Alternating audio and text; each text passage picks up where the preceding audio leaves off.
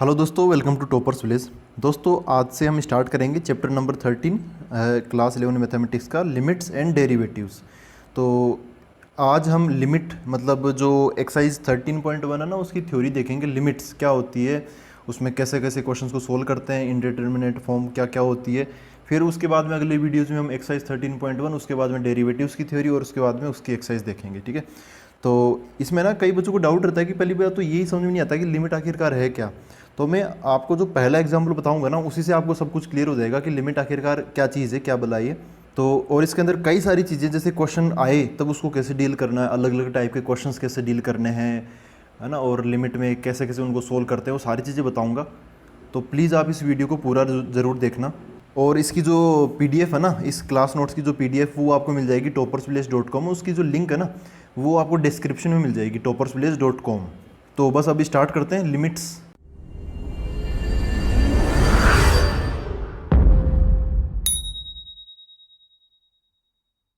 तो दोस्तों लिमिट को ऐसा समझो, एक एग्जांपल लूँगा फिर डेफिनेशन में बताऊँगा। तो ऐसा समझो कि एक रूम है और वो ऐसे है कि उसकी जो छत है ना, छत ऐसे समझो कि यहाँ पर एक ऐसा रूम है जिसमें आप पढ़ाई कर रहे हो अभी, और ऐसे ये उसकी दीवारें हो गई और ये उसकी ऐसे छत है। ठीक है, आप यहाँ पे बैठे बैठे पढ़ रहे हो, तो अचानक क्या हुआ कि यहाँ से ना छत टूट गई मतलब थोड़ा सा छेद हो गया, है ना, और यहाँ से लाइट आने लग गई, जो सनलाइट है ना वो आने लग गई बाहर से। तो अब आपको क्या करना है, अब आपके मन में जिज्ञासा है कि भाई ये किस ऊंचाई पर टूटी है, मतलब ये छत है ना, ऐसे यहाँ पे ऊंचाई कम है छत की, ये ऊंचाई ज़्यादा है। तो आपको पता करना है यार ये किस हाइट पर ये छत इसकी टूटी है। तो अब आपके पास एक मशीन है ना, एक क्या है मशीन। तो वो मशीन कैसे काम करती है, जैसे ऐसा कुछ है यहाँ से, ऐसे कुछ यहाँ पे लाइट निकलती है और यहाँ से कोई सामने कोई चीज़ आ जाए उसके सामने, तो उससे टकरा के लाइट ऐसे निकल के उससे टकरा के वापस इसमें आ जाती है। यहाँ पे कोई रिसीवर लगा है जो लाइट जब आएगी ना तो उसको रिसीव कर लेगा। तो लाइट की स्पीड तो पता ही है सबको, टाइम ये नोट कर लेगी मशीन, और स्पीड और टाइम को मल्टीप्लाई करके क्या बता देगी, डिस्टेंस बता देगी कि डिस्टेंस कितनी है। ठीक है, तो यहाँ पर आप क्या करोगे, उस मशीन को रखोगे तो अब यहाँ से लाइट निकलेगी, लेकिन आपने ना एकदम उस छेद के नीचे रख दिया उस मशीन को। तो क्या होगा कि ये जो लाइट है ना, ये हमेशा के लिए निकल ही जाएगी, फिर कभी वापस नहीं आएगी। तो ऐसे क्या ये मशीन हाइट बता पाएगी? नहीं बता पाएगी ना, क्योंकि ये टकरा के वापस आना ज़रूरी है। तो क्या करोगे, आप मशीन को थोड़ा सा दाईं तरफ रखोगे, थोड़ा सा बाईं तरफ रखोगे, और अंदाज़ा पता चल जाएगा। वही अंदाज़ा लिमिट होती है। समझिए आप मेरी बात। आप क्या करोगे, मशीन को थोड़ा सा इधर राइट साइड में रखोगे और यहाँ से अब रेज निकलेगी, किरणें ऐसे टकरा के फिर वापस आ जाएगी, तो इधर की तरफ सक्सेसफुल हो जाएगा। फिर आप थोड़ा सा इसको बाईं तरफ रखोगे मशीन को, फिर यहाँ से लाइट निकलेगी, मतलब थोड़ा सा बारीक सा, ऐसा नहीं कि आप इसको मतलब उधर कोने में उस दीवार के पास ले जाके चेक कर रहे हो। तो इधर भी क्या होगा, अपना जो ऑपरेशन है वो सक्सेसफुल हो जाएगा, है ना, इधर दोनों तरफ से। तो देखो यही चीज़ है, लिमिट के एक्चुअल में दो पार्ट्स होते हैं। एक को बोलते हैं हम राइट हैंड लिमिट, दाईं तरफ अगर आप मशीन को रखोगे, दाईं तरफ की हाइट बताओगे तो वो राइट हैंड लिमिट होती है। बाईं तरफ लेफ्ट हैंड लिमिट होती है ना, LHL RHL। ठीक है, पूरी जो लिमिट है वो इन्हीं के अराउंड चलती रहती है। तो लिमिट से क्या समझे आप, देखो इस छत को अब आप कोई फंक्शन मान लो, तो लिमिट क्या होती है, एक फंक्शन की वैल्यू होती है। हाइट मतलब उसकी वैल्यू, आउटपुट, जो कि हम किसी खास पॉइंट पर नहीं देखते, उस खास पॉइंट के आजू बाजू आस पड़ोस में देखते हैं। ठीक है, अगर दाईं तरफ देखेंगे तो राइट हैंड लिमिट बोलेंगे, बाईं तरफ देखेंगे तो लेफ्ट हैंड लिमिट बोलेंगे। अगर दाईं तरफ और बाईं तरफ की जो दोनों लिमिट्स है उनकी वैल्यू बराबर है, बराबर जो वैल्यू आएगी उसी को हम क्या बोलेंगे, लिमिट बोलेंगे। ठीक है, इन दोनों का बराबर होना जरूरी है। अभी वो सारी चीज़ें देखेंगे। तो अब इसको हम एक फॉर्मल डेफिनेशन सी बना लेते हैं इसकी। तो इसकी डेफिनेशन ऐसे बनती है, limit of a function y equal to f of x. हम फंक्शन ऐसे लेते हैं ना, चैप्टर नंबर 2 में देखा था हमने रिलेशन फंक्शन वाले में। तो at x equal to a is the value of function in the neighbourhood of x equal to a। मतलब किसी भी फंक्शन की किसी x इक्वल टू a पर जो लिमिट अगर हमें बतानी है, वो क्या चीज़ होती है, फंक्शन की वैल्यू ही होती है। लेकिन x इक्वल टू ए पर नहीं, उसको तो डायरेक्ट फंक्शन की वैल्यू बोल देंगे ना, लिमिट नहीं बोलेंगे उसको। कहाँ पे, x इक्वल टू ए के नेबरहुड में, आस पड़ोस में। ठीक है, तो एग्जैक्टली मतलब फंक्शन की वैल्यू, आस पड़ोस में मतलब फंक्शन की लिमिट। ठीक है, तो अब हम इसको एक फंक्शन के नज़रिए से सोचते हैं। देखो यहाँ पे फंक्शन मान लेते हैं y equal to f of x. यहाँ पे ये फंक्शन है ना टूटा हुआ है, कोई ना कोई दिक्कत रही है। जैसे यहाँ पे छत टूट गई थी, वैसे फंक्शन भी टूट सकता है, कोई बड़ी बात नहीं है। वो क्यों टूटता है उसके अलग कारण होते हैं, लेकिन अभी आप समझो कि फंक्शन का ग्राफ ऐसे बना, यहाँ पे फंक्शन नहीं बन पाया और उसके बाद में फिर फंक्शन आगे बनता चला गया। ठीक है, अब यहाँ पर ऐसे समझो कि ये जो जहाँ पे टूटा है ना, वो है अपना ये वाला पॉइंट, कौन सा, x इक्वल टू ए। ठीक है, अब आस पड़ोस में मतलब आप यहाँ थोड़ा सा, मैं वैसे तो बहुत करीब होता है ना, बहुत ज़्यादा करीब वाला पड़ोसी यहाँ पे देखा जाता है, लेकिन मैं थोड़ा दूर ले लेता हूँ ताकि फिर यहाँ पे कंजेस्टेड ना हो। मैं यहाँ पे ले लेता हूँ ये वाला जो पॉइंट है, ये इस ए से थोड़ा सा ज़्यादा हो जाएगा। थोड़ा सा ज़्यादा मतलब मैं इस पॉइंट को मान लेता हूँ x बराबर ए प्लस एच छोटी सी, इसके अंदर छोटी सी बढ़ोतरी हुई है और कुछ नहीं है। और इससे थोड़ा सा पीछे की तरफ, तो इस पॉइंट को मैं ले लेता हूँ x बराबर ए माइनस एच। ये जो h है ना, h कोई छोटी सी चीज़ है, जैसे h है ना लगभग लगभग लगभग लगभग जीरो के बराबर है। अच्छा ऐसा समझ लो कि h है 0.00000001, इतना सा है, मतलब काफ़ी करीब है, इससे भी छोटा हो सकता है, लगभग ऐसा कुछ होगा। और h लगभग जीरो के बराबर है, तो आप ऐसे बोल सकते हो कि h टेंडिंग टू जीरो। ठीक है, ये अपना मैथमेटिकल तरीका है, टेक्निकल तरीका इन दोनों चीज़ों को लिखने का, h tending to zero. h मतलब बहुत छोटा सा है, फिजिक्स में भी ये चीज़ें आ जाती है ना, तो आप समझ पा रहे हो वैसे। तो खैर हमें इस पर हाइट बतानी है, तो देखो इसके करस्पॉन्डिंग ये वाली हाइट, ये वाली हाइट तो क्या होगी, एफ ऑफ ए होगी, जो कि हमें मिल नहीं सकती क्योंकि यहाँ पे ग्राफ टूटा हुआ है, तो इसके करस्पॉन्डिंग आउटपुट भी हमें नहीं मिलेगा। खैर तो हम इसके करस्पॉन्डिंग देख सकते हैं, ये है ना, ये इसको देख लेते हैं। तो इसके करस्पॉन्डिंग हमें यहाँ पे कुछ ना कुछ आंसर मिलेगा। अच्छा ये x की वैल्यू क्या है, a प्लस एच उठा के मैं इसके अंदर डाल दूंगा, तो यहाँ पर क्या मिलेगा, f of a plus H मिल जाएगा। और ऐसे ये x की वैल्यू a माइनस एच डाल दूंगा लेफ्ट साइड वाला, तो इसके करस्पॉन्डिंग मुझे इधर की तरफ आंसर मिल जाएगा। ये वाला आंसर क्या होगा, f of a minus H.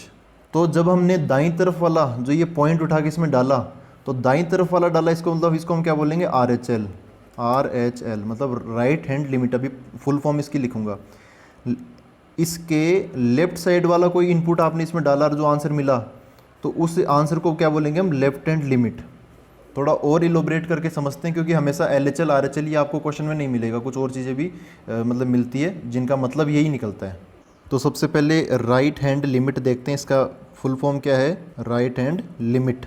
इसका मीनिंग क्या है, देखो राइट हैंड लिमिट का मीनिंग है कि इसको ऐसे लिखते हैं, लिमिट x है ना, x किधर जा रहा है, a प्लस एच की ओर जा रहा है, तो x tending to a plus.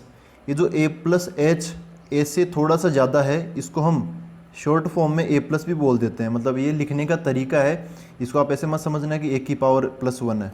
और ये जो a माइनस एच है, इसको लिखने का तरीका है a और ऊपर की तरफ माइनस लगा देते हैं। इसका मतलब ये मत समझना है कि a की पावर माइनस 1 है, ये एक लिखने का तरीका है। a माइनस का मतलब क्या है, a से थोड़ा सा कम। जैसे मैं बोलूँ 100 माइनस, इसका मतलब क्या है कि 100 से थोड़ा सा कम, 99.999999, वो मतलब है उसका। तो ये क्या होगा, लिमिट लेफ्ट हैंड लिमिट हो या राइट हैंड लिमिट हो, होती तो फंक्शन की वैल्यू है ना। तो यहाँ पे क्या आ जाएगा, फंक्शन आ जाएगा एफ ऑफ एक्स। इसका मतलब क्या है, इसको कैसे पढ़ेंगे, limit x tending to a plus f of x, ऐसे। इसका मतलब क्या है कि हम यहाँ पे जो एफ ऑफ एक्स है ना, इसमें जो x है, ये वाला x, इसकी जगह क्या रखने वाले हैं, x की जगह क्या रखने वाले हैं, a प्लस। a से थोड़ा सा बड़ा नंबर हम यहाँ पे रखने की कोशिश कर रहे हैं। तो RHL बोल दो या राइट हैंड लिमिट बोल दो या फिर ऐसे बोल दो, या फिर और भी हैं तरीके। देखो इसको a प्लस बोला तो उसकी जगह आप ऐसा भी तो बोल सकते हो, तो ऐसा बन जाएगा limit x tending to a plus h, और यहाँ पर क्या आ जाएगा, f ऑफ x आ जाएगा, है ना। a प्लस को आप a प्लस एच भी बोल सकते हो। चलो अब x ऐसे लफड़ा ना पाले, अब डायरेक्ट बोलना चाहें तो f ऑफ a प्लस बोल दो। मतलब हमने रख दिया, ये a प्लस है ना, इसके अंदर रख दिया, तो x की जगह a प्लस आ गया। या फिर इसको ऐसे बोल दो, f of a plus H, ठीक है। लेकिन यहाँ पर फिर वो एक चीज़ लगानी पड़ेगी कि लिमिट, यहाँ पे जो h आपको दिख रहा ना, वो बहुत छोटा है, limit h tending to zero, ये भी हमें यहाँ पे लगाना पड़ेगा। तो एक राइट हैंड लिमिट का मतलब क्या है, उस खास पॉइंट के दाईं तरफ, मतलब ज़्यादा वाली तरफ, वो वाली चीज़ उसमें रखना। और बाकी लिखने के तरीके हैं तो हम 1000 तरीके बना सकते हैं ऐसे। खैर ऐसे ही लेफ्ट हैंड लिमिट को जान लेते हैं। लेफ्ट हैंड लिमिट मतलब LHL लेफ्ट हैंड लिमिट, इसका मीनिंग क्या हुआ, लिमिट जैसे ये a प्लस था तो इसमें क्या आ जाएगा a minus x tending to a minus f of x, या फिर यहाँ पे a प्लस एच था ना तो यहाँ पे इस बार क्या रख देंगे a minus h limit x tending to a minus h, यहाँ पे एफ ऑफ एक्स, या फिर यहाँ पे a प्लस डाला ना क्योंकि वो RHL में a प्लस था तो LHL में a माइनस डाल सकते हैं एफ ऑफ a माइनस, या फिर limit h tending to 0 f of a minus h, है ना।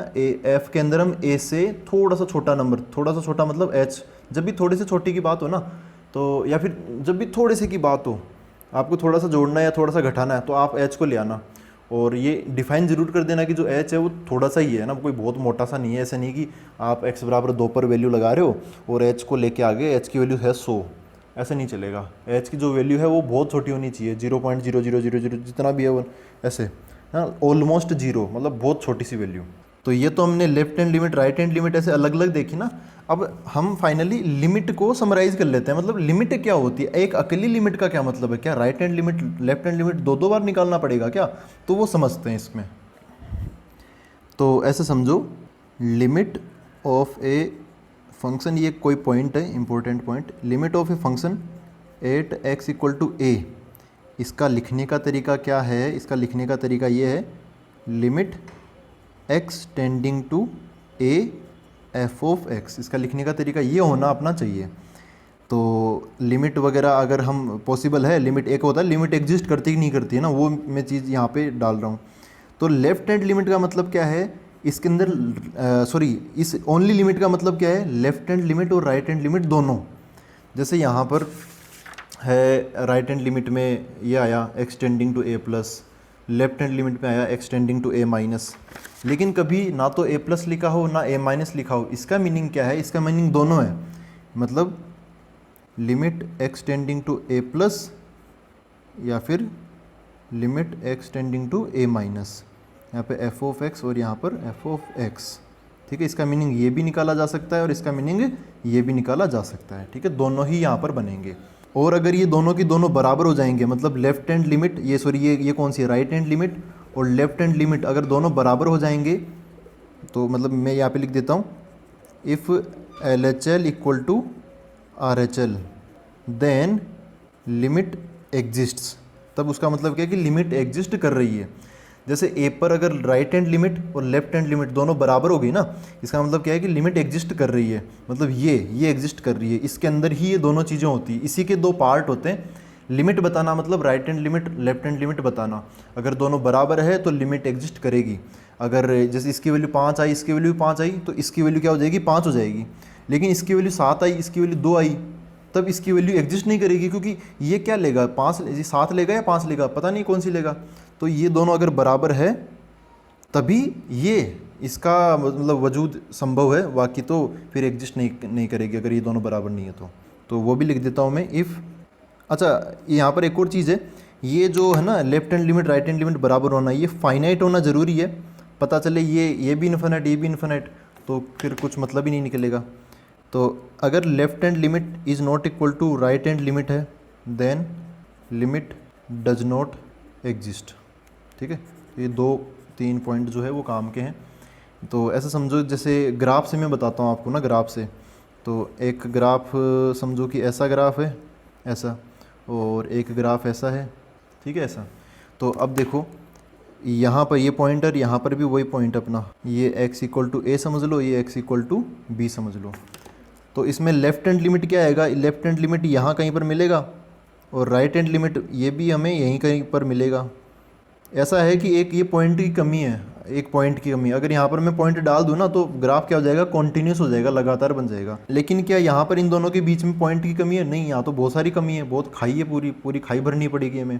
पॉइंट डालूंगा तो ये कॉन्टीन्यूस नहीं होगा। तो इसकी जो लेफ्ट हैंड लिमिट है वो तो है यहाँ पर, और जो राइट हैंड लिमिट है मतलब इस पॉइंट से दाईं तरफ जो फंक्शन की वैल्यू है वो आएगी कहीं और। तो ये तो इसके अंदर तो क्या बोलेंगे, ये काफ़ी करीब है ना, तो L H L equal to R H L हो जाएगा। और इसमें क्या होगा, L H L is not equal to R H L, ये एल एच एल इतना दूर और इतना दूर यहाँ पे आर एच एल है, ये बराबर नहीं होगा। तो इसमें तो बोलेंगे कि लिमिट एग्जिस्ट्स, और इसमें क्या बोलेंगे, लिमिट डज नॉट एग्जिस्ट, इसके अंदर लिमिट एग्जिस्ट नहीं करेगी। तो फाइनली बोल सकते हैं कि लिमिट का मतलब क्या है, लिमिट का मतलब हमेशा आस पड़ोस ही होता है। और अगर लेफ़्ट साइड का और राइट साइड की वैल्यूज़ बराबर है, फंक्शन की वैल्यू बराबर है, तो लिमिट एग्जिस्ट करेगी। अगर बराबर नहीं है, लेफ़्ट साइड में कुछ अलग है, राइट साइड में कुछ अलग है, मतलब अचानक से ऐसा कुछ फासला आ गया, ऐसे समझो पेन से कि अगर ऐसा है तो लिमिट एग्जिस्ट करेगी, है ना। ऐसे काफ़ी करीब करीब है, बीच का छोड़ दो, बीच में कोई पॉइंट गायब हो गया, है ना, बीच में एक गैप छोड़ के चल रहा हूँ मैं, ये ऐसे टूटा हुआ ना ग्राफ, इसलिए तो इसमें भी लिमिट एग्जिस्ट करेगी, इसमें भी लिमिट एग्जिस्ट करेगी ऐसे। लेकिन अगर ऐसा आ जाए, इतना बड़ा कोई फासला आ जाए ऐसे, तो क्या लिमिट एग्जिस्ट करेगी? नहीं करेगी। या फिर ऐसे कुछ बन जाए, अब बताओ लिमिट एग्जिस्ट करेगी? नहीं। लेफ्ट साइड में लेफ्ट साइड वाले की वैल्यू ज़्यादा है, क्योंकि ये लेफ्ट साइड वाला ज़्यादा ऊंचा है और राइट साइड वाला कम ऊंचा है, मतलब इसकी मतलब है ना, इनके बीच में गैप आ गया, तो इसमें लिमिट एग्जिस्ट नहीं करेगी। अगर ग्राफ ऐसा है तो लिमिट एग्जिस्ट नहीं करेगी, और अगर ऐसे पास पास है तो लिमिट एग्जिस्ट कर जाएगी, थोड़ा सा भी ऊपर नीचे हुआ नहीं करेगी। और लिमिट मतलब पास पास के साथ में इन्फाइनाइट, सॉरी फाइनाइट भी होना चाहिए। ऐसा नहीं कि पहला लेफ्ट हैंड साइड भी इन्फाइनाइट है, राइट हैंड साइड भी इन्फाइनाइट है, तो उस केस में भी एग्जिस्ट नहीं करेगी, क्योंकि इन्फाइनाइट तक हम कभी पहुंच पाते ही नहीं ना, तो वो नॉट डिफाइंड होता है। जो डेफिनेट चीज़ें हैं उनके बारे में कमेंट कर सकते हैं। तो अब हम फिर से अपने चैप्टर की तरफ आते हैं कि आखिरकार लिमिट की ज़रूरत क्यों रही है ना। तो देखो, आप ना वैल्यूज़ को समझो, किसी भी फंक्शन की वैल्यू को समझो। देखो, फंक्शन की वैल्यू नॉर्मल आ सकती है, मतलब ऐसा कहीं पे लिखा हुआ नहीं है, मैं खुद से बता रहा हूँ आपको, खुद से जो भी मैंने समझा है वो मैं आपको बताने की कोशिश कर रहा हूँ। फंक्शन की वैल्यू नॉर्मल आ सकती है, मतलब एफ ऑफ एक्स बराबर कोई आ जाए, में से 5 आ जाए ना, या कुछ भी आ जाए, इस टाइप से ना फंक्शन की वैल्यूज़ बता रहा हूँ मैं। 5 आ जाए, √2 आ जाए, 3 आ जाए, 0 आ जाए, ऐसा कुछ भी वैल्यू आ सकती है, तो इट्स ओके। फिर आती थोड़ी सी डेंजरस, मतलब थोड़ी सी डेंजरस, ज़्यादा भी नहीं, जैसे नॉट डिफाइंड आ जाए। नॉट डिफाइंड समझ रहे हो आप, इनफाइनाइट। या फिर ऐसा आ जाए, डज नॉट एग्जिस्ट, मतलब रूट के अंदर -1, जिसको हम क्या बोलते हैं, आयोटा, ये आ जाए, तो ये भी एक बार के लिए चल जाएगी। लेकिन एक वैल्यूज है, एक कुछ एक वैल्यूज ऐसी आती है, इनडिटर्मिनेट। इनडिटर्मिनेट, ये पूरा नाम ऐसे है, मैं इसको इधर जगह नहीं थी तो इसलिए ऐसे लिख रहा हूँ, इनडिटर्मिनेट, ठीक है। ये सबसे ज़्यादा मतलब डेंजरस होती है। ये ओके है, ये आ जाए तो ये भी ओके है। अब देखो, रूट के अंदर अगर -1 आ गया तो आप इसको, आएगा ना वो, तो उसको हटा थोड़ी सकते हैं। इन्फिनाइट आंसर आ रहा तो वो आ ही रहा है। अगर आप इन्फिनाइट नहीं लिखोगे, आप आयोटा नहीं लिखोगे, तो आप ये कम से कम ये वर्ड तो डाल ही दोगे ना वहाँ पे कि डज नॉट एग्जिस्ट, मतलब एग्जिस्ट नहीं करेगा, या नॉट डिफाइंड है, इन्फिनाइट है तो नॉट डिफाइंड, ऐसा आप बोल दोगे ना। लेकिन इनडिटर्मिनेट में हम कुछ बोलने लायक भी नहीं होते, तो ये सबसे डेंजरस होती है ना, ये सबसे ज़्यादा क्या होती है, डेंजरस। तो इसी को हटाने के लिए अपना ये चैप्टर नंबर 13 काम करेगा। चैप्टर नंबर 13 मतलब हम यहाँ पे लिमिट बहुत काम आएगी, यहीं पे अपनी लिमिट काम करती है। इसके अंदर लिमिट नहीं लगाते, सीधा सीधा आंसर आ जाता है। इसके अंदर लिमिट लगाने की कोशिश नहीं करते, डायरेक्ट आंसर आ जाएगा, है ना, ये सब चलेगा। लेकिन ये नहीं चलेगा, इनडिटर्मिनेट बहुत खतरनाक चीज़ होती है। मैथमेटिक्स में समझ लो कि अफवाद है ये चीज़ें, ये नहीं आनी चाहिए। अब देखो, ये सबसे डेंजरस। अब ये आखिरकार इनडिटर्मिनेट फॉर्म्स होती क्या क्या है ना, ये हमें जानना पड़ेगा। इनडिटर्मिनेट फॉर्म्स कौन कौन सी होती है, ऐसी कौन सी चीज़ें जो कि इतनी खतरनाक होती है। तो यहाँ पर मैं लिखता हूँ इनडिटर्मिनेट फॉर्म्स, ठीक है। तो देखो, इसको निपटाते हैं। इनडिटर्मिनेट फॉर्म्स क्या होती है? इनडिटर्मिनेट फॉर्म्स अपने पास में 7 होती है, 7 टोटल 7 होती है, जो कि आईआईटी के सिलेबस में हम टोटल सातों के सातों पढ़ते हैं। लेकिन जैसे अब एनसीईआरटी की बात करें, क्लास 11 बोर्ड की बात करें, तो उसमें तो 1 या 2 इतनी होती है काम की। जैसे सबसे पॉपुलर 0/0, फिर इन्फिनाइट बाय इन्फिनाइट, एक बार जानो। और फिर देखते हैं हम, जैसे इन्फिनाइट 0 इंटू इन्फिनाइट, है ना, इन्फिनाइट इंटू 0 समझ लो। और इन्फिनाइट माइनस इन्फिनाइट, फिर है 0 की पावर 0, इन्फिनाइट की पावर 0 एंड 1 की पावर इन्फिनाइट। ये 7 फॉर्म्स है जो कि बहुत डेंजरस होती है। डेंजरस इन दी सेंस, जैसे 0/0 है, यहाँ पर इन्फिनाइट आया था तो पता तो था ना यार, इन्फिनाइट कितना बड़ा नंबर होता है, मतलब किधर की तरफ होता है। एक नंबर लाइन अगर हम बनाएं तो इसमें कहाँ पे होगा, इधर होगा सबसे दाईं तरफ, यहाँ पे बीच में 0, इधर माइनस इन्फिनाइट, इधर प्लस इन्फिनाइट। तो कम से कम ये तो है ना कि भाई नॉट डिफाइंड है, बहुत बड़ा नंबर है। 0/0 तो बहुत बड़ा नंबर भी हो सकता है, बहुत छोटा नंबर भी हो सकता है। 2 4 5 कुछ भी हो सकता है, ये क्या पता, इसका क्या पता हमें, इसका आंसर बता, एक बार सोच के बताओ क्या होगा, 0/0 की वैल्यू क्या होगी। 0 से 0 कट नहीं सकता भाई, 0 से 0 कैसे कट जाएगा, 1 थोड़ी इसका आंसर होगा, है ना। ऐसे ही, क्योंकि ये कोई पता नहीं ना, आप इसको ऐसा समझ लो 0/0 × 0, लो एक 0 से 0 काट, मतलब कुछ भी हो सकता है ना यार, इनडिटर्मिनेट फॉर्म से। इसलिए इनडिटर्मिनेट मतलब जिसकी वैल्यू डिटरमाइन हम नहीं कर सकते, इनडिटर्मिनेट, ठीक है, इनडिटर्मिनेट फॉर्म्स, इनकी वैल्यू डिटरमाइन नहीं कर सकते, इसलिए डेंजरस है। मतलब वैल्यू तो डिटरमाइन करनी चाहिए ना यार, ऐसे इनडिटर्मिनेट थोड़ी रह सकती है। ऐसे इन्फिनिट बाय इन्फिनिट है, पता नहीं कौन सा इन्फिनिट बड़ा है, अगर ऊपर वाला इन्फिनिट बड़ा है तो इन्फिनिट आंसर आ जाएगा, अगर नीचे वाला इन्फिनिट बड़ा है तो नीचे की तरफ इन्फिनिट बड़ा है तो 0 आंसर आ जाएगा। 0 × इन्फिनिट, इन्फिनिट का उल्टा क्या होता है 0, तो ये इन्फिनिट इधर 0 के साथ मल्टीप्लाई में है, ये नीचे जाके क्या हो जाएगा 0/0, ये वाली फॉर्म बना लेगा। इन्फिनिट माइनस इन्फिनिट, पता नहीं कौन सा इन्फिनिट बड़ा है, तो ऐसे नहीं है कि दोनों के दोनों बराबर है, ये समझो ये 1 लाख है तो ये 1 करोड़ हो सकता है, ये 1 करोड़ है तो ये 10 करोड़ हो सकता है, कुछ भी हो सकता है ना, कि कौन सा इन्फिनिट बड़ा है ये भी पता नहीं।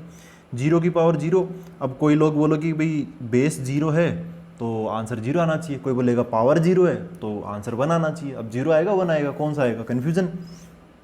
तो यहाँ पर ये इनडिटर्मिनेट फॉर्म हो गई, इन्फिनिट की पावर 0, इन्फिनिट बहुत बड़ा नंबर, उसकी पावर 0। अब ये है ना, ये एक्चुअली प्रॉब्लम क्या है, प्रॉब्लम इसलिए बढ़ जाती है क्योंकि ये इन्फिनिट 0 ये कोई सा भी एग्जैक्ट नहीं है ना, ये कोई सा भी एग्जैक्ट नहीं है, नॉट एग्जैक्ट, ना तो ये इन्फिनिट एग्जैक्ट है ना ये 0 एग्जैक्ट है। हम लिमिट पढ़ रहे हैं तो यहाँ पर कोई सा भी हमें एग्जैक्टली नहीं मिलेगा। ये इन्फिनिट भी बहुत बड़ा छोटा कुछ भी हो सकता है, ये 0 जो है वो 0 से, ये जो 0 है वो 0 के काफ़ी करीब होगा, ये एग्जैक्टली 0 नहीं है, इसलिए मैंने यहाँ पे एक वर्ड डाला है नॉट एग्जैक्ट। ये जो 0 है वो 0 नहीं है, ये 0 से या तो छोटा होगा या 0 से थोड़ा बड़ा होगा, क्योंकि हम लिमिट देख रहे हैं, लिमिट में कुछ भी एग्जैक्ट नहीं होता है। 1 की पावर इन्फिनिट है, देखो ये इसको समझो, ये एग्जैक्ट नहीं है, नॉट एग्जैक्ट है ना, ये सब ये कोई सा भी एग्जैक्ट नहीं है।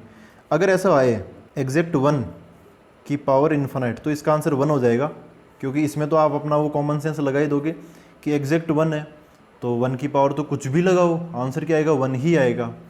तो ये जो आंसर 1 आता है ना, ये जो हम कंसेप्ट लगाते हैं बार बार, कहीं पर भी अपना दिमाग लगा देते हैं कि एग्जैक्ट मतलब 1 की पावर इन्फिनिट या कुछ भी 1 की पावर कुछ भी लगा दो 1, वो कंसेप्ट तभी लगता है जब एग्जैक्ट 1 हो।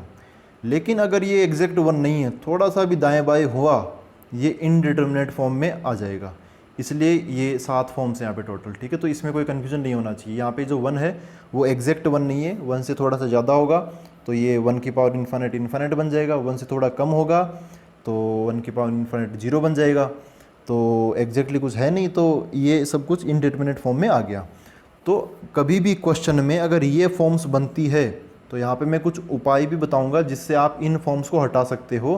तो डेंजरस के लिए तो ये लिमिट काम आएगा, तो ये वाला नहीं चलेगा, इसीलिए हम ये लिमिट चैप्टर पढ़ते हैं ताकि ये फॉर्म्स हम हटा सकें, इतनी सारी फॉर्म्स हम हटा सकें। अगर इन्फिनिट आंसर आ रहा, ओनली इन्फिनिट आंसर आ रहा है तब चल जाएगा, तब हम लिमिट वगैरह नहीं लगाएंगे। अगर ऐसे कोई अंडर रूट के अंदर आयोटा मतलब ऐसा कुछ बन रहा है तब भी फिर हम उसको बोल दें कि भाई दिस डज नॉट एग्जिस्ट, तब चल जाएगा, तब हम लिमिट नहीं लगाएंगे। और नॉर्मल 5 अंडर रूट 2 और 3 0 ये सब इसके आंसर आ रहे हैं तो कोई दिक्कत नहीं है ना। फंक्शन के आंसर अगर मान लो 5 आ रहा है फंक्शन का वैल्यू, फिर फंक्शन की किसी चीज़ पर वैल्यू 0 आ रही है तो चल जाएगा, इट्स ओके, इसके लिए भी ओके। लेकिन ये दिस इज़ नॉट ओके, ये डेंजरस है, तो इसको हमें इसीलिए हम ये लिमिट चैप्टर पढ़ते हैं। तो अब आगे जो भी पढ़ेंगे वो हम इन चीज़ों को हटाने के लिए पढ़ेंगे। तो दोस्तों एक एग्जांपल से बताता हूँ कि ये इनडिटर्मिनेट फॉर्म्स के हटाने के तरीके क्या है। हमें ओनली 0/0 पर ही कॉन्सेंट्रेट करना है, अपने जो भी क्वेश्चंस होंगे वो 0/0 के ही होंगे सारे के सारे। खैर देखो अब एक एग्जांपल लेता हूँ, जैसे ये है find the value of function f of x बराबर x² - 9/x - 3 एट x = 3। तो अगर मैं x बराबर 3 इसमें रखूँगा, जैसे ये क्या है न्यूमरेटर अपॉन डिनोमिनेटर है, तो अगर हम डोमेन की बात करें, डोमेन आप याद है ये भूल गए जो रिलेशन फंक्शन में हमने देखा था। डोमेन क्या होता है कि यहाँ पर हम x की कौन सी वैल्यू पुट कर सकते हैं। यहाँ पर देखो नीचे की तरफ न्यूमरेटर अपॉन डिनोमिनेटर है, कभी भी हम बोलते हैं कि नीचे की तरफ 0 नहीं बनना चाहिए, तो मतलब x - 3 should not equal to 0 नीचे वाला, तो x should not be equal to 3, ये 3 उधर चला गया। लेकिन यहाँ पे क्या बोला, नहीं हमें तो 3 पे ही वैल्यू बताओ। तो क्या होगा, हम ऐसे बोलेंगे we can not find the value of f of x at x = 3 but we can find value of f of x in the neighbourhood of x। हम 3 पर वैल्यू नहीं बता सकते, लेकिन 3 के नेबरहुड मतलब आस पड़ोस में ज़रूर उसकी वैल्यू बता सकते हैं। इसका मतलब क्या है, इसका मतलब ये है कि limit at x equal to 3, ठीक है, limit at x equal to 3 ये है ना, वी कैन फाइंड ये value of this at neighbourhood of x equal to 3, इस चीज़ को हम क्या बोलते हैं, limit at x equal to 3। तो अब इसकी लिमिट पता करते हैं, देखो क्या। अच्छा 3 रखने में एक और दिक्कत है, एक भारी दिक्कत क्या है, जैसे एफ ऑफ 3 आप रखोगे तो इधर की तरफ क्या है एक्स स्क्वायर मतलब 3 का यहाँ पे स्क्वायर हो जाएगा -9 अपॉन, यहाँ पे क्या है 3 - 3, तो यहाँ पे क्या हो जाएगा 3 - 3, तो ऊपर की तरफ क्या हो जाएगा 9 -9 अपॉन नीचे की तरफ 3 - 3, ऊपर 0 बन गया नीचे भी 0 बन गया, हो गई दिक्कत, है ना। तो ये तो क्या, ये कौन सी फॉर्म है, अभी तक तो हम इन्फिनाइट के बारे में सोच रहे थे कि नीचे की तरफ 0 नहीं बना चाहिए, नहीं तो इन्फिनाइट बन जाएगा, ये तो क्या हो गई, ये कौन सी फॉर्म है, इनडिटर्मिनेट फॉर्म है ये। तो अब इसको हटाने के लिए देखो क्या करेंगे इस क्वेश्चन के अंदर, यहाँ पर हम ऐसे करेंगे, ये जो फंक्शन है एफ ऑफ एक्स, इसको मैं लिखूंगा x² - 9 अपॉन x - 3, यहाँ पर ऊपर की तरफ मैं फैक्टराइजेशन लगाऊंगा, तो x f of x equal to क्या हो जाएगा x - 3 x + 3, ये बन गया ना a² - b², तो ऐसा बन गया नीचे x - 3।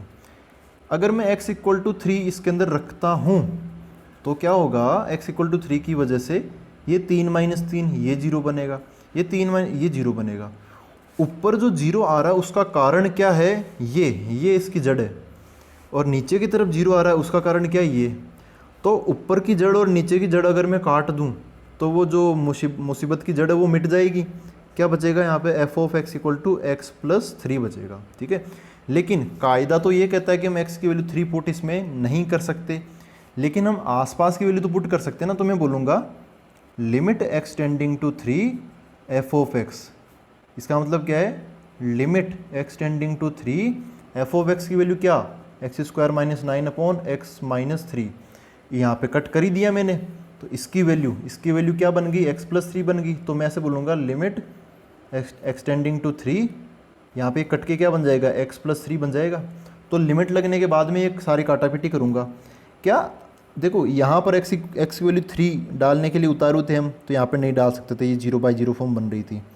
क्या हम यहाँ पे डाल सकते हैं, यहाँ पे कोई 0/0 फॉर्म बनेगी क्या, नहीं बनेगी ना, ये तो ओके है।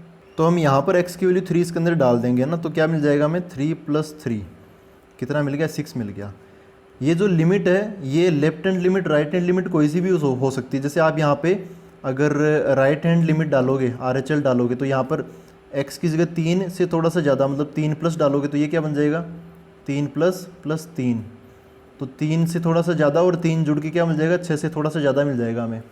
ऐसे अगर आप लेफ्ट हैंड लिमिट की बात करोगे तो 3 से थोड़ा सा कम डालोगे आप 3 के, और यहाँ पे +3 तो है ना, x की जगह 3 से थोड़ा सा कम +3, तो 3 - +3, तो ये 3 से थोड़ा कम है और ये 3 है, तो ये कुल मिला के 6 से थोड़ा सा कम बच जाएगा। तो राइट हैंड लिमिट आ रही है 6 से थोड़ी सी ज़्यादा, लेफ्ट हैंड लिमिट आ रही है 6 से थोड़ी सी कम, तो लिमिट क्या हो जाएगी अपनी, ये दोनों यहाँ पे ये प्लस माइनस हटा दो। अब एग्जैक्ट तो हमें सबको ही पता है कि लिमिट का आंसर एग्जैक्ट तो होता नहीं है, अप्रोक्सीमेट ही होता है। तो limit x tending to 3 f of x की 3 पर लिमिट क्या होगी 6 हो जाएगी।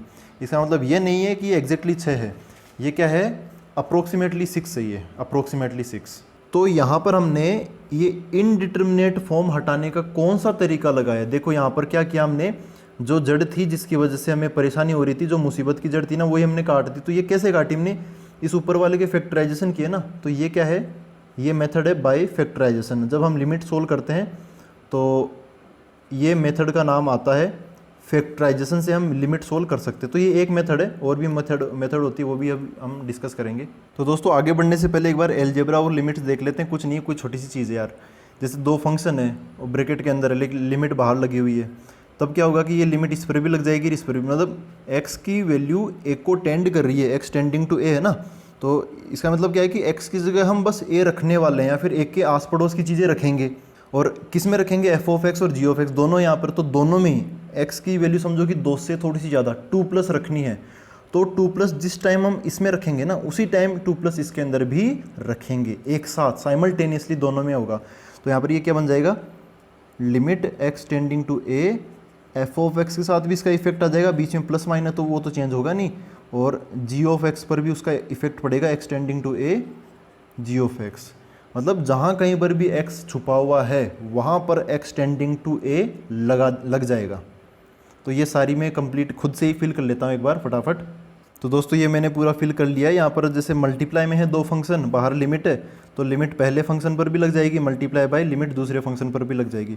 न्यूमरेटर अपॉन डिनोमिनेटर है, तो इसमें क्या होगा, ऊपर की तरफ लिमिट अलग, नीचे की तरफ लिमिट अलग आप लगा सकते हो। नीचे वाला जीरो नहीं बनना चाहिए, वो नॉट डिफाइंड हो जाएगा उस तरीके से। कि यहाँ पे कोई कांस्टेंट है, तो कांस्टेंट इनटू कोई फंक्शन है और लिमिट यहाँ पे हमें लगानी है। तो ये जो कांस्टेंट है ना, कांस्टेंट तो कांस्टेंट होता है, दिस इज फिक्स्ड, तो कांस्टेंट बाहर आ सकता है लिमिट से, तो वो बात होगी। अगर किसी फंक्शन की पावर दूसरी फंक्शन, कोई दूसरा फंक्शन है, तो अगर ऐसी सिचुएशन और लिमिट यहाँ पे लगी, इसका मतलब क्या है कि जो x यहाँ पे है, जो x वहाँ पर है, सभी x के लिए ये लिमिट लगेगी। तो लिमिट नीचे वाले बेस के लिए अलग लगा दी, ऊपर वाले के लिए अलग लगा दी, मतलब एक साथ ये लग सकती है। ऐसे एक साथ ये सारी चीज़ें एक्टिवेट होगी। जहाँ जहाँ पे x लिखा हुआ है ढूंढ ढूंढ के वहाँ पर हम a रखने की कोशिश करेंगे। अब हम थोड़ा फंक्शन वाइज डिस्कस कर लेते हैं कैसे कैसे लिमिट निकाले। जैसे पोलिनोमियल फंक्शन है, फॉर एग्जांपल ऐसा है f of x equal to 3x plus 1, या फिर क्वाड्रेटिक हो सकता है, क्यूबिक हो सकता है, कुछ भी हो सकता है ना, पोलिनोमियल फंक्शन है। तो इनमें क्या करते हैं कि इनमें आपको ना left hand limit right hand limit अलग अलग निकालने की ज़रूरत नहीं होती, क्योंकि जो भी पोलिनोमियल फंक्शन होता है वो हमेशा क्या होता है, एक कॉन्टीन्यूस होता है ना, कॉन्टीन्यूस। तो इनके अंदर हमें अलग अलग निकालने की ज़रूरत नहीं पड़ती। देखो लिमिट निकालने का मतलब क्या है, कहीं पे ऐसा ग्राफ ऐसा टुकड़े होकर कहीं ऐसे ऊपर नीचे ना हो जाए। अपना पोलिनोमियल फंक्शन क्या होता है, एकदम ऐसा सीधा होता है, कॉन्टीन्यूस होता है, ऐसे ऐसे टुकड़े भी नहीं होते उसके। तो ठीक है, पोलिनोमियल फंक्शन एकदम सीधा होता है, या फिर मतलब कैसा भी हो, क्वाड्रेटिक हो तो वो भी कुछ ऐसा होता है, या फिर कुछ ऐसा ना पैराबोला बनेगा, लाइन बनेगी, पैराबोला बनेगा, ऐसे क्यूबिक का ग्राफ या कैसा भी ग्राफ हो, ये हमेशा क्या होते हैं, कॉन्टीन्यूस होते हैं। तो आप किसी फंक्शन पे यहाँ पे वैल्यू निकालनी है ना, लिमिट निकालनी है, तो इधर देखोगे, इधर देखो काफ़ी करीब है। जैसे आपको यहाँ पे कोई वैल्यू निकालनी है तो इधर देखो, इधर ये भी करीब है। यहाँ पे लिमिट निकालनी है तो थोड़ा सा दाईं तरफ, थोड़ा सा बाईं तरफ, सेम ही आएगी वैसे ना। कोई बहुत बड़ा ऐसे ड्रास्टिक ऐसे टूट के ग्राफ ऐसा तो बनता नहीं है, तो इतना बड़ा अंतर तो मिलेगा नहीं आपको। ठीक है, ग्राफ तो अपना ऐसा ही होगा, या ऐसे होगा, ऐसे होगा, जुड़ा हुआ रहेगा।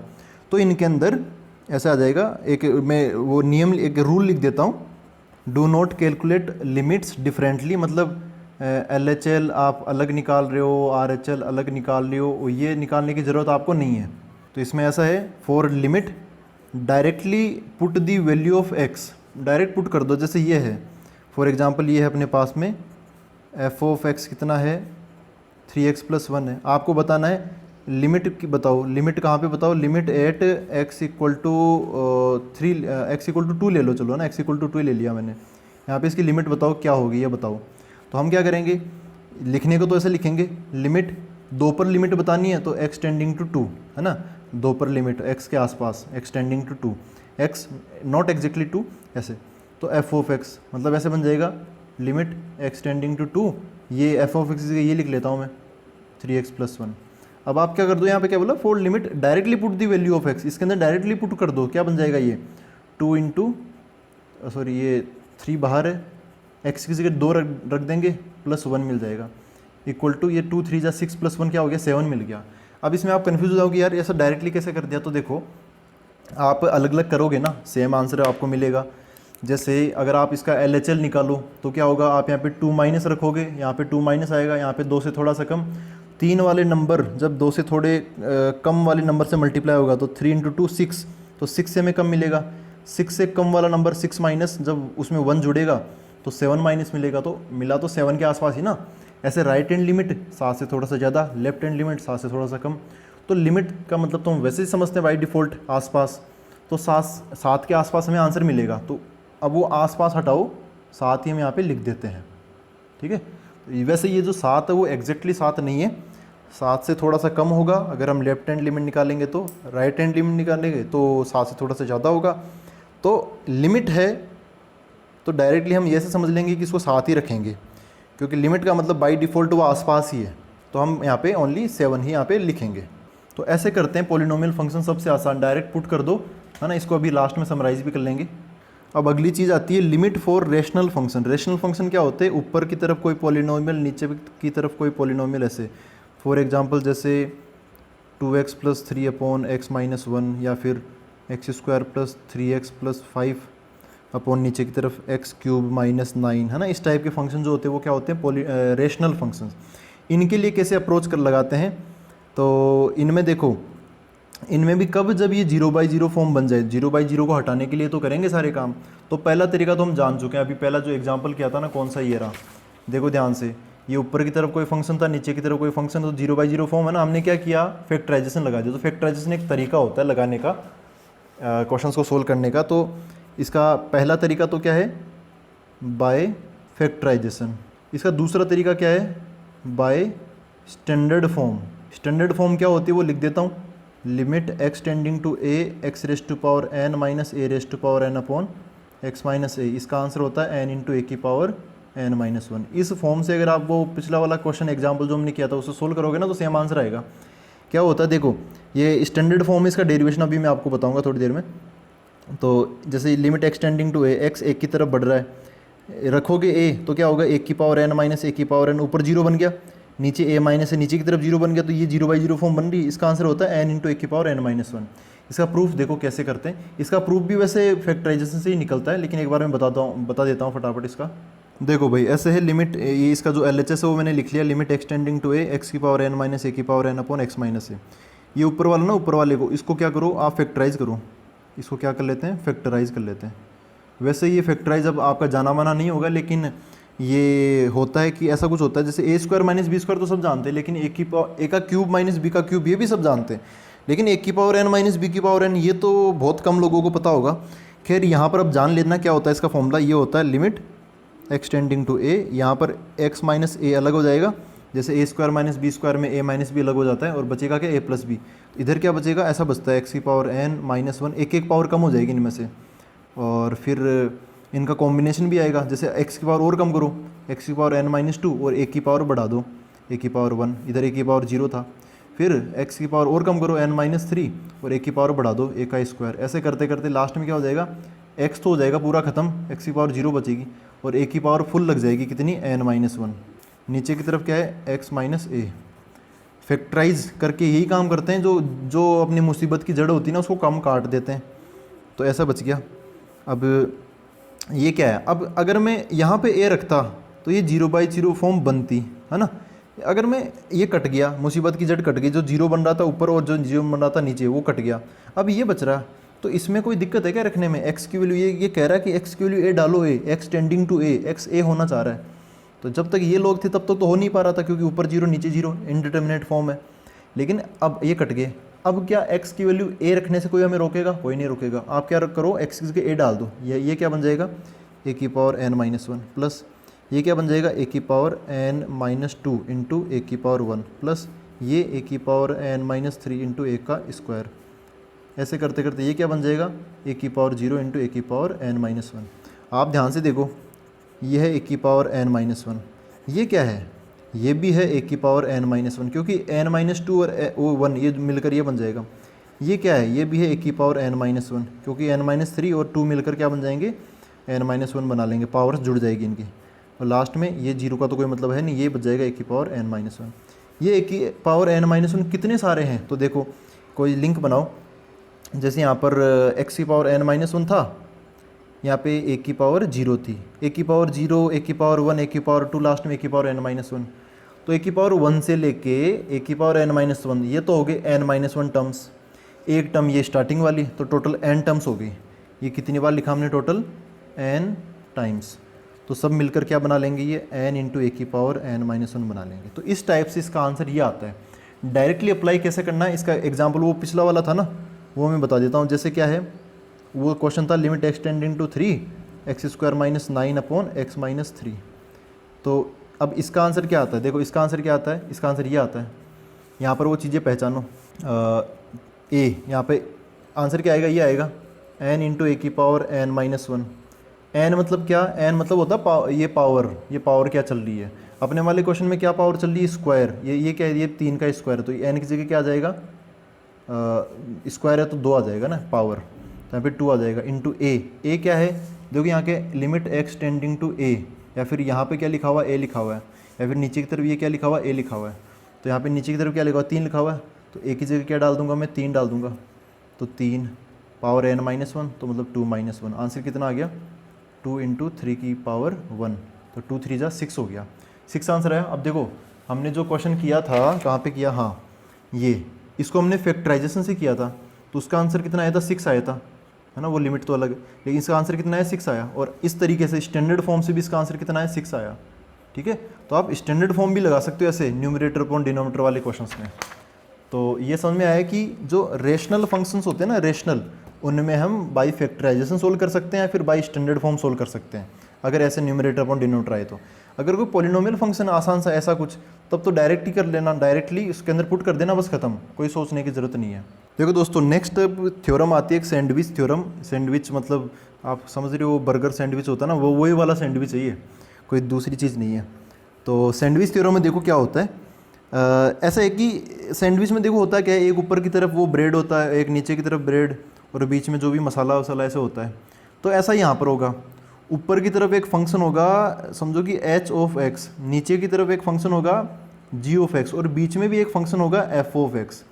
तो कंडीशन ये है कि अपना जो एफ ऑफ एक्स है ना, एफ ऑफ एक्स, ये हमेशा इन दोनों फंक्शन के बीच में रहता है। मतलब एफ ऑफ एक्स के नीचे कौन है, जी ऑफ एक्स, मतलब कम, तो जी ऑफ एक्स सबसे छोटा, उसके ऊपर एफ ऑफ एक्स, उससे बड़ा एच ऑफ एक्स, ऐसा रहता है ऑलवेज।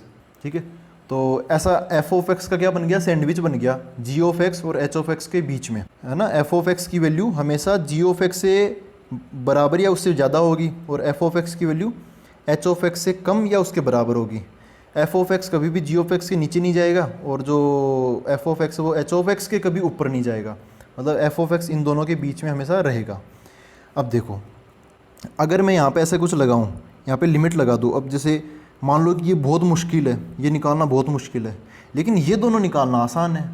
समझो ऐसा कुछ सिचुएशन हुई, मैं यहाँ पे लिमिट लगा दूँ, लिमिट एक्सटेंडिंग टू ए, इधर ये कौन है, जी ऑफ एक्स, तो जी ऑफ एक्स पर भी लगा दी, लेस देन इक्वल टू इधर भी लगा दी, लिमिट एक्सटेंडिंग टू ए, ये कौन सा है, f of x, limit x tending to a, इधर एच ऑफ एक्स, ना, तीनों पर लिमिट लगा दी।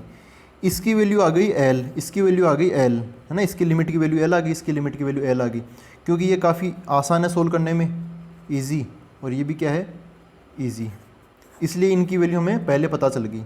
और ये क्या है, ये टफ़ है, TOUGH, टफ़ है ये, इसको सोल्व कर नहीं सकते। तो ऐसे में हम सैंडविच थ्योरम काम में लेते हैं, क्योंकि हमें पता है कि ये जो फंक्शन है ये हमेशा इन दोनों के बीच में रहेगा। तो किसी खास x की वैल्यू पर इसकी वैल्यू अगर l आ रही है, इसकी वैल्यू अगर l आ रही है, तो चूंकि ये कभी भी इन दोनों की वैल्यू से कभी मतलब दूर नहीं हटता, इनके बीच में रहता है, तो ये भी l, ये भी l, ये तो काफ़ी करीब आ गई, तो इसकी वैल्यू भी क्या हो जाएगी, l हो जाएगी, इसकी वैल्यू भी क्या हो जाएगी, l हो जाएगी। समझ रहे कैसे हुआ, ग्राफ से समझाता हूँ मैं इसको, ग्राफ से और अच्छे समझ में आएगा। जैसे समझो कि ये अपना कौन सा फंक्शन है, ऐसा है, ये अपना ऊपर वाला फंक्शन कौन सा है, एच ऑफ एक्स, ये एच ऑफ एक्स है, और ऐसे ये अपना कौन सा फंक्शन नीचे वाला कौन सा, जी ऑफ एक्स, ये अपना जी ऑफ एक्स, ये उसके काफ़ी करीब पहुंच गया। ये घटना कहाँ की है, ये एक की है, x बराबर a पर ऐसा हो रहा है। और अब देखो एफ ऑफ एक्स जो है, एफ ऑफ एक्स वो हमेशा इनके बीच में रहेगा, है ना, ये हमेशा है, तो एफ ऑफ एक्स रहेगा। तो देखो ये इधर काफ़ी नैरो हो गए, लेकिन एफ ऑफ एक्स से थोड़ी इनके नीचे चला जाएगा, नहीं, एफ ऑफ एक्स अभी भी इनके बीच में से ऐसे गुजरेगा। ये कौन सा हो गया अपना एफ ऑफ एक्स। तो ये जो x बराबर a पर जो g ऑफ x की वैल्यू वो l आ रही है, मतलब a पर इसकी जो लिमिट है इसकी वैल्यू क्या मिल रही है हमें, यहाँ पे l मिल रहा है, जो h ऑफ x है वो भी l मिल रहा है। तो f ऑफ x बेचारा कहाँ जाएगा, वो भी बीच में ही, इनके बीच में, ऊपर वाला l नीचे वाला l, तो ये तो बीच में दब जाएगा, तो इसकी वैल्यू भी l ही रहेगी। ठीक है, तो ऐसा तब लगाते हैं जब किसी चीज़ की वैल्यू निकालना बहुत टफ हो, तब वो पता कर लेते हैं कि ये हमेशा किससे ज़्यादा होगा और हमेशा किससे कम होगा। अगर इसकी वैल्यू भी l आ रही है, इसकी वैल्यू भी l आ रही है, तो बीच वाला भी l ही होगा, उसके पास कोई ऑप्शन नहीं बचेगा। हाँ, अगर ऐसा हो जाए कि इसकी वैल्यू 2 आ रही है, इसकी वैल्यू 10 आ रही है, तो फिर इसकी वैल्यू 2 या 10 के बीच में, 2 और 10 के बीच में कुछ भी हो सकती है, लेकिन इसकी वैल्यू 10 आ जाए, इसकी वैल्यू भी 10 आ जाए, तो फिर इसके पास कोई ऑप्शन नहीं बचेगा, इसके पास भी 10 आंसर आएगा। इसको बोलते हैं सैंडविच थ्योरम। और सैंडविच थ्योरम से ही, बाय सैंडविच थ्योरम, एक इम्पोर्टेंट रिजल्ट अपने पास में निकल के सामने आता है। वो रिजल्ट है ना, उसकी डेरिवेशन में आपको नहीं करवा पाऊंगा क्योंकि बहुत बड़ा वीडियो हो जाएगा यार। उसकी डेरिवेशन वैसे एनसीईआरटी के अंदर दे रखी है। वो क्या है कि limit x tending to 0 sine x upon x, इसका आंसर 1 होता है। ये आप हमेशा याद रखना, हमेशा याद रखना इस चीज़ को। जब x की वैल्यू 0 हो रही हो, मतलब ऊपर क्या है साइन x, तो साइन x क्या बन जाएगा, वो भी 0 बन जाएगा, क्योंकि साइन 0 क्या होता है, 0 होता है ना। साइन जीरो भी जीरो होता है और नीचे की तरफ क्या है जीरो, तो नीचे जो जीरो लगा वो भी जीरो, तो आंसर क्या बनेगा, 0/0 फॉर्म बनेगी। तो सैंडविच थ्योरम हम लगा लगू के कुछ लगाते हैं उसके अंदर जुगाड़, तो इसका जो आंसर है वो क्या बन जाता है, 1 बन जाता है। ठीक है, ये हमेशा याद रखना। इसको अप्लाई करना मैं दिखाता हूँ। अगर ऐसा कुछ है कि अगर ऐसा आ जाए limit f of x tending to 0 sine f of x upon f of x, तो इसका आंसर भी 1 बनेगा। इसका मॉडिफिकेशन है, आपको तो ये याद रखना हमेशा। ये मॉडिफिकेशन मैंने क्यों बताया, क्योंकि यहाँ जो कुछ भी लिखा हो वो सेम टू सेम नीचे की तरफ होना चाहिए। अगर यहाँ पे कोई बहुत बड़ी बिल्डिंग बन जाए तो नीचे की तरफ वो सेम बिल्डिंग यहाँ पे होनी चाहिए। साइन यहाँ पे जो कुछ भी लिखा है वो सेम टू सेम यहाँ नीचे की तरफ लिखा होगा, तभी इसका आंसर 1 आएगा, अन्यथा इसका आंसर 1 नहीं आएगा। जैसे यहाँ पे साइन एफ ऑफ एक्स लिखा है, यहाँ पे साइन नीचे की तरफ जी ऑफ एक्स, तब आंसर 1 नहीं बोलेंगे। यहाँ पे साइन है 2x, तो नीचे भी 2x होना चाहिए, ये दोनों सेम टू सेम होने चाहिए। This should be exactly this, है ना, ये दोनों सेम होने चाहिए, तभी हम यहाँ पे आंसर 1 बोलेंगे। और वैसे अगर आपने थोड़ा बहुत फिजिक्स में देखा हो ध्यान से, तो फिजिक्स में आपने देखा होगा टीचर्स ये यूज में लेते हैं, जब थीटा बहुत छोटा हो, when theta is very small then sine theta को हम थीटा ही लिख देते हैं। याद आया कुछ, है ना, साइन थीटा को हम क्या लिख देते हैं, थीटा ही लिख देते हैं, जब थीटा क्या हो, बहुत छोटा हो। तो वही तो बात है भाई, यहाँ पर देखो x क्या है, बहुत छोटा है, वहाँ पे थीटा बोल देते हैं, यहाँ पर हमने x बोलने लग गया। चलो यहाँ पर मैं थीटा से समझाता हूँ। लिमिट थीटा टेंडिंग टू 0, तो इधर क्या हो जाएगा, sine theta upon theta equal to 1, मतलब इसको क्रॉस मल्टीप्लाई कर दो, साइन थीटा बराबर क्या हो जाएगा, ये उधर जाके थीटा हो जाएगा। तो वही तो बात है, ये जब थीटा बहुत छोटा हो तो साइन थीटा थीटा ही बन जाता है, तो जब x बहुत छोटा हो तो साइन x x ही बन जाएगा। ठीक है, तो वो उस थीटा को मैंने वापस नीचे लिया है इसके नीचे, तो क्या बन जाएगा, साइन थीटा अपॉन थीटा बराबर 1 बच जाएगा इधर की तरफ। तो वही बात है, यहाँ पे साइन एक्स अपॉन एक्स क्या बन जाएगा, 1 बन जाएगा। ये रिजल्ट आप हमेशा याद रखना, ट्रिग्नोमेट्री के क्वेश्चन हम इसी से करेंगे। ऐसा आ जाता है कई बार tan x अपॉन एक्स, तो tan x को जब तक हम साइन में नहीं तोड़ेंगे तब तक क्वेश्चन सोल्व नहीं करेंगे, मतलब है ना। वैसे tan x अपॉन एक्स 1 ही होता है, लिमिट x टेंडिंग टू 0 लगे तो ये चीज़ें सब कुछ यहीं से निकलती है, सब कुछ यहीं से निकलती है। और एक रिजल्ट तो आप याद कर ही लेना, वो फिजिक्स में भी आता था कि limit x tending to 0 cos x, ये 1 बनता है, क्योंकि cos x है, कोई प्रॉब्लम तो है नहीं, x की वैल्यू डाल दो, 0 डाल दो, तो cos 0 क्या होता है, 1 होता है। तो cos x जब x टेंडिंग टू 0 तो 1, और जब sin x अपॉन x हो तो 1, इसमें नीचे की तरफ x होना ज़रूरी है। तो दोस्तों हम फाइनल कंक्लूजन बता देते हैं इस चैप्टर का, इस लिमिट वाले टॉपिक का। देखो अगर एल्जेब्रिक फंक्शन आते हैं तो क्या करना है, एल्जेब्रिक मतलब जैसे x² + 3 आ गया, या फिर x-1 अपॉन x-2, ऐसा कुछ कोई क्वेश्चन वगैरह ऐसे कुछ आ गए, तब आप अगर लिमिट पूछा है तो लिमिट या तो नॉर्मल वैल्यू आएगी, जैसे यहाँ पे x बराबर 5 के बारे में पूछ लिया, तो या तो आंसर डायरेक्ट 2, 3, 4 ऐसा कुछ आ जाएगा, तब यही अपना क्या बन जाएगा, यही अपना क्या बन जाएगा, आंसर बन जाएगा, क्वेश्चन वहीं ख़त्म हो जाएगा। लेकिन फिर भी अगर इनडिटरमिनेट फॉर्म बन जाती है, और इनडिटरमिनेट फॉर्म कौन सी है, 0/0, इन्फिनिट बाई इन्फिनिट, और इन्फिनिट माइनस इन्फिनिट, और 0 × इन्फिनिट। आप बस ये 4 फॉर्म याद रख सकते हो अभी के लिए। जो पावर वाली है वो उसका कोई जिक्र नहीं है यहाँ पे अपनी बुक के अंदर।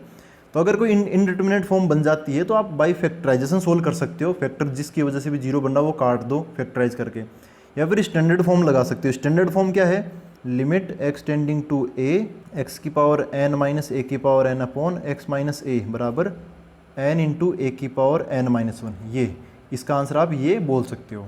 तो ऐसे करने हैं आपको एल्जेब्रिक फंक्शंस। नॉर्मल वैल्यू आ गई तब तो ठीक है, इनडिटरमिनेट कोई फॉर्म बन गई तब आप फैक्टराइजेशन लगा देना, फिर ये लगा देना, आंसर आ ही जाएगा। ट्रिगोनोमेट्रिक फंक्शंस में अगर नॉर्मल वैल्यू आ गई तब तो बहुत बढ़िया, यही अपना क्या बन जाएगा, आंसर बन जाएगा, है ना। अगर इनडिटरमिनेट कोई फॉर्म बन गई जैसे 0/0 या फिर ये जो भी है इतनी सारी, तब उसमें स्टैंडर्ड फॉर्म लगा देना। स्टैंडर्ड फॉर्म कौन सी अभी हमने देखी है, sine x limit x tending to 0 हो तो साइन x/x का आंसर क्या बोल देना, 1 बोल देना। ठीक है, ये फॉर्म आप लगा सकते हो इधर ये, और ट्रिग्नोमेट्री के लिए ये।